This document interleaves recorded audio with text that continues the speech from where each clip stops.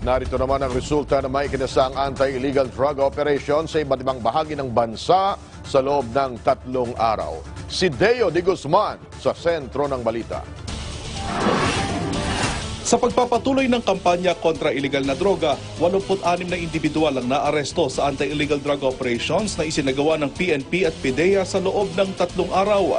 Tig-12 dito ang arestado sa Bulacan at Pampanga, 9 sa Cagayan de Oro, 8 sa Nueva Ecija, 6 sa Pangasinan at Rizal, 5 sa Cavite at Maguindanao, 4 sa Davao City, habang 3 naman sa Bataan, Cagayan, Olongapo City at Palawan.